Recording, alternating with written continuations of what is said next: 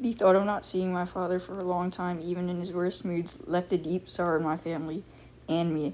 Every day my sister would wait for him on the front steps and would cry because he did not show up at the end of the day. At college, I stayed awake at night, praying and thinking about what to do, stay in college or return home. I yearned to finish college, but my father's absence had left a void in my family that I felt I had the responsibility to fill.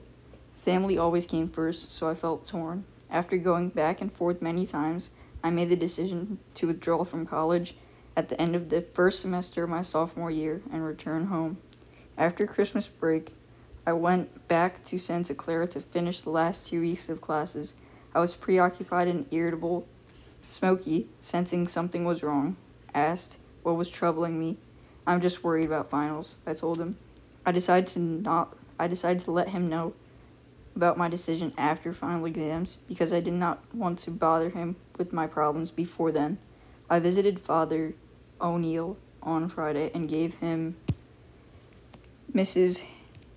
Hancock's regards and told him about my visit with her and the 2 gifts she gave me. He said, I'm glad you got to meet her. She has a heart of gold.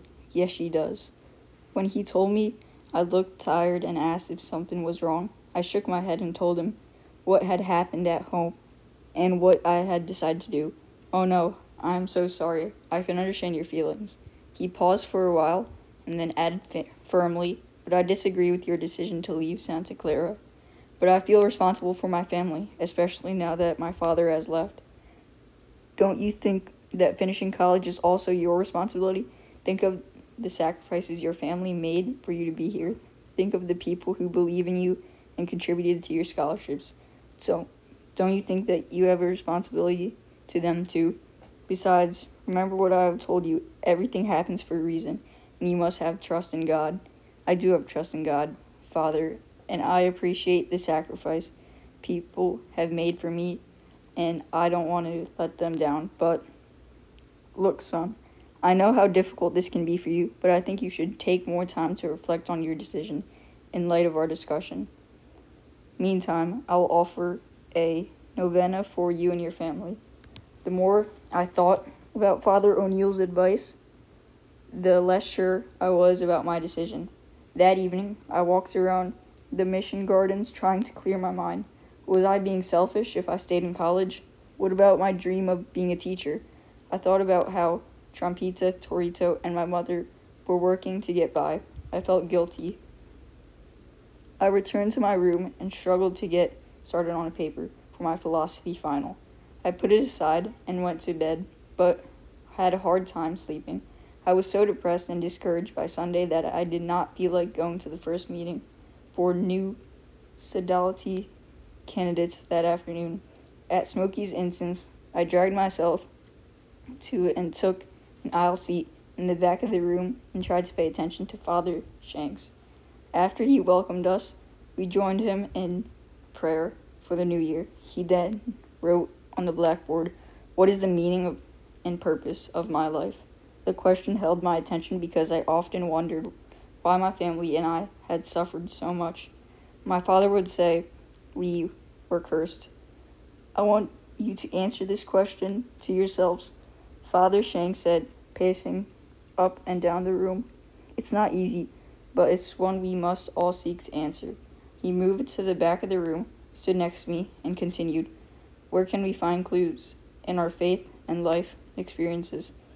Each one of us must reflect on our faith, life, and experiences and try to draw strength and meaning from them." He paused, placed his right hand on my shoulder, and explained that sometimes we would be baffled by our experiences because they did not come neatly packaged and labeled. He encouraged us to not give up and told us the struggle was as important as finding the answer. He leaned over and whispered to me, "Can you please come see me in my office after this meeting?" He walked back to the front of the room, picked up the chalk, underlined the question on the board several times, and said, "As soloists, I want you to wrestle with this question. Your education and the deepening of your faith here at Santa Clara will guide you in your quest." At the end of the meeting, several students went up to talk to him. I left and waited for him in the lobby outside his office in Walsh Hall. Through the glass doors to the main entrance of the building, I saw him plodding up the front stairs carrying a bundle of file folders in his left arm. I opened the door for him. "Thanks," he said, catching his breath. He unlocked the door to his office and invited me in. "Take a seat," he said. He dropped the folders on top of a heap of papers on his desk, sat down next to me, and lit a cigarette. "What's this I hear about you leaving Santa Clara?" I was surprised he knew. Father O'Neill must have told him. He must have read my mind because he said yes. Father O'Neill talked to me. "The reason, I know your reason," he said, interrupting me. Father O'Neill explained it to me, and I agree with him. "I think you're making a big mistake. I know that your cultural children are expected to live for and honor their families. I admire that, but you must also think about yourself. But you said we have the responsibility to act as my brother's keeper. Yes, it's true, but in this case, think of the long-term consequences. Don't you think that you would be in a better position to help your family once you finish college and become a teacher? It's a sacrifice you're making now to fashion a better future for your family, yourself, and others like you. Don't you agree?" "It makes sense," I paused.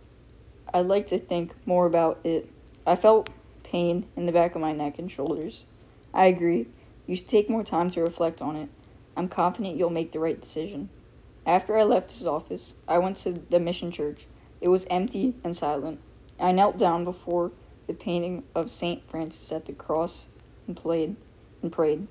Perhaps I shouldn't have mentioned anything to Father O'Neill about it, but out of respect, I had to tell him. He was my friend, and I trusted him. Oh, it would be so much easier if someone would just make the decision for me. I got up and sat down in the front pew and looked at the painting of St. Anthony adoring the Christ child that was to the right of the altar. The Christ child figure seemed so pure and peaceful. I went up to the side of the altar, lit a candle, and said a Hail Mary. I returned to my room and wrote down more memories of my childhood, keeping in mind what Father Shanks had said about finding purpose and meaning to our lives. I wrote about Torito, who almost died from an illness he contracted during the time we lived in Tent City. He was a few months old when he began suffering from convulsions and diarrhea. My parents gave him mint tea, prayed, and consulted a curenda, a healer who rubbed raw eggs on his stomach. When he got worse, my parents finally took him to the county hospital. Even though they had no money to pay for medical care, the doctor told my parents that Torito was going to die. My parents refused to believe the doctor. They brought Torito home, and our whole family prayed every day to El Santo Nino de Atocha, the little baby Jesus, until my brother got well. I put my notes aside and went over to the assignment for my philosophy class. We were to write a short essay on one of the works we read in the course and relate it to our lives. I chose the allegory of the cave in Plato's Republic. I compared my childhood of growing up in a family of migrant workers with the prisoners who were in a dark cave, chained to the floor and facing a blank wall. I wrote that, like the captives, my family and other migrant workers were shackled to the fields day after day, 7 days a week, week after week, being paid very little in the tents or old garages that had dirt floors, no indoor plumbing, no electricity. I described how the daily struggle to simply put food on our tables kept us from breaking the shackles, from turning our lives around. I explained that the faith and hope for a better life kept us going.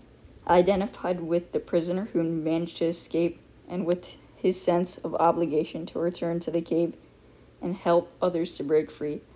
After finishing the paper, I thought about Father Shanks' question and the advice he and Father O'Neill had given me. They were right. I had to sacrifice and finish college.